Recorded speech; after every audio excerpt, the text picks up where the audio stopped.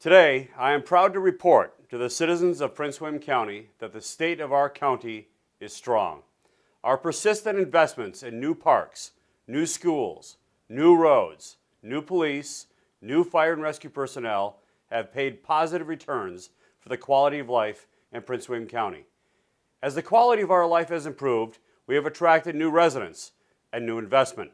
Our population now stands at 465,000, the second largest county in Virginia. Over the past 3 years, the county saw a record $2.8 billion in record capital investment. There is an undeniable connection between the economic growth, good schools, low crime, low taxes, and quality services and amenities. An important component of our high quality of life here in Prince William County is access to parks and recreation. Since 2012, Prince William County has rapidly expanded its inventory of new athletic fields, trails, and public parks. In 2017 alone, we invested an additional $15 million to improve our existing parks and recreational facilities, including lighting and turfing of athletic fields. But there's much more left to be done in 2018 and forward. The Board of County Supervisors has made education a top priority. We dedicated more than 57% of county tax revenues to the school system. In 2017, the Board of County Supervisors stepped up to supplement the school system's efforts to reduce class size with an extra $21 million in new funding, including funding to improve and expand the design for the county's new 13th high school, which will begin construction in Bristow this year.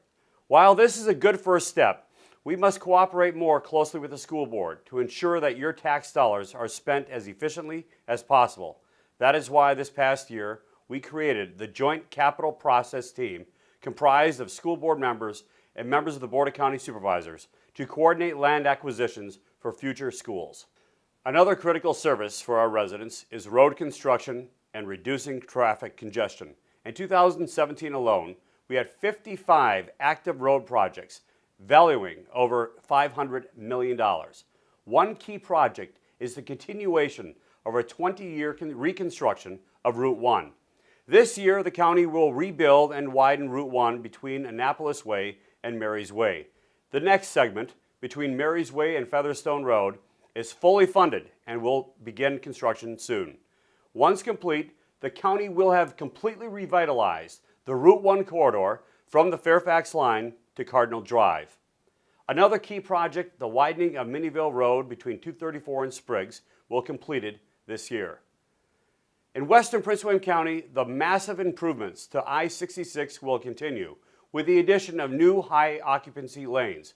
And to help alleviate congestion on the 234 bypass, we are excited to announce that Prince William County has secured funding for the construction of a new interchange at 234 and Balls Ford Road. But there's much more left to do.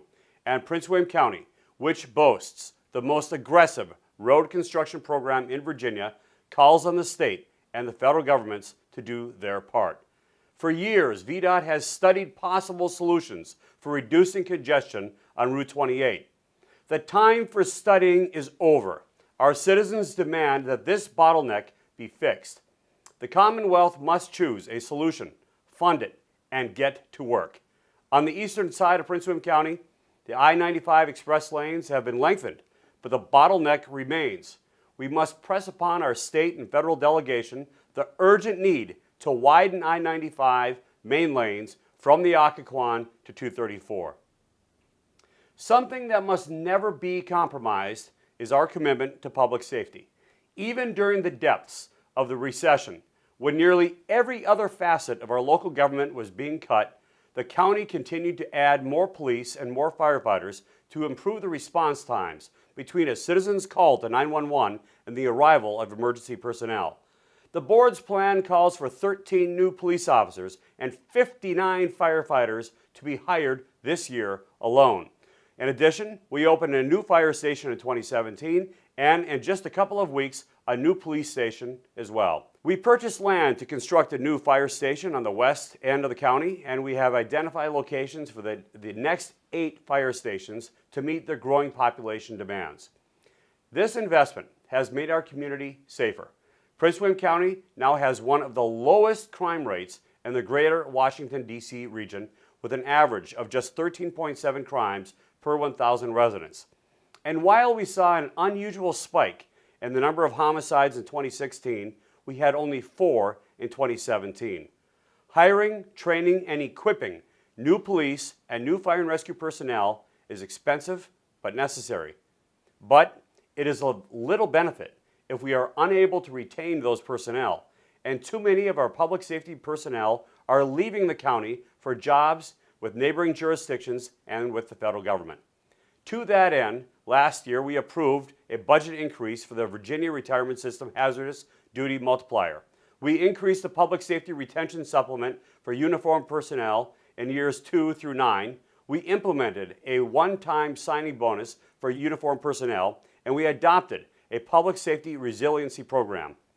But the retention problem remains with our emergency personnel, and we must do more. That is why the Board of County Supervisors directed staff to obtain a consultant to conduct a public safety recruitment and retention study. This is a comprehensive organizational and compensation review of all of our public safety agencies. Recommendations from that review will be presented to the board as part of the upcoming budget discussions, and we must take whatever steps are necessary to ensure that we are able to recruit and retain the men and women to serve our community and keep Prince William County safe. In the end, however, all these services must be delivered to residents efficiently to keep local tax bills as low as possible. On the federal level, Congress has enacted last month the most extensive tax restructuring since 1986. While this legislation provides overall federal tax relief to residents, it also caps the state and local tax deduction at $10,000. To offset the impact of this cap, local and state governments are therefore called upon to limit the tax burden on their citizens. Over the past 10 years, Prince William County has engaged in several rounds of cost-cutting and reforms that have improved county services while, remarkably, decreasing average tax bills when adjusted for inflation. As a result, residential taxes in Prince William County are now 30% lower on average than the rest of Northern Virginia. The county remains, however, overly dependent upon residential real estate taxes, and for many residents, a portion of these taxes, when combined with their state income taxes, will exceed the $10,000 cap and will no longer be deductible from federal taxation. We owe it to our residents, therefore, to redouble our efforts to limit the growth of government and to pursue our own tax restructuring here on the local level. And we must do so while maintaining and improving core county services. I feel lucky and blessed to live in Prince William County and to represent you. My hope is that each and every one of you has a safe, happy, and prosperous new year. May God bless you and your families, and may God bless Prince William County.